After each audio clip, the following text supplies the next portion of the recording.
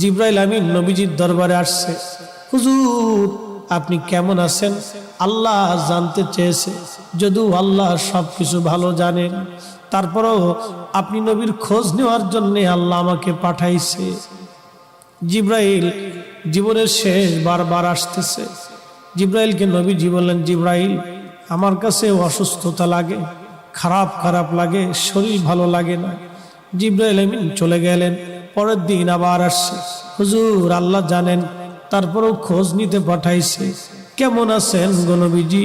নবী বললেন, জিবরাইল আমি অসুস্থ। আবার চলে গেলেন জিবরাইল। পরের দিন আবার আসছে।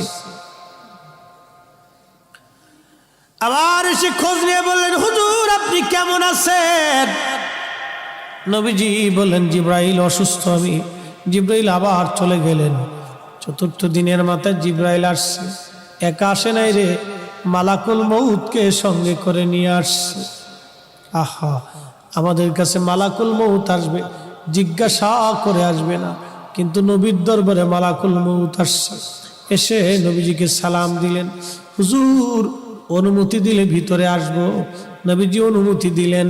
আল্লাহ জিবরাইল এবং মালাকুল মউত দুইজন নবীজির ঘর মোবারকে তশরিফ রাখলেন। পৃথিবীর একটাই ঘর, যে ঘরে ঢোকার আগে জিবরাইল আজরাইল অনুমতি চায়, তিনি রাহমাতুল লিল আলামিনের ঘর। জোরে জোরে বলা যাবে আল্লাহু আকবার। এই সুপ্রিম পাওয়ার আর কারো নসিবে হবে না, আল্লাহ আমার নবীকে দিয়েছিলেন। জিবরাইল আমিন আজরাইল নবীজিকে সালাম দিয়ে বলেন, হুজুর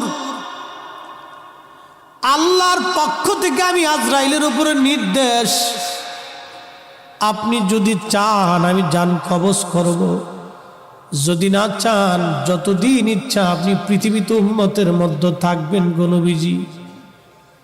আপনার যতদিন ইচ্ছা থাকতে পারেন, যদি আপনি হুকুম দেন আমি আপনাকে আল্লাহর দরবারে নিয়ে চলে যাব।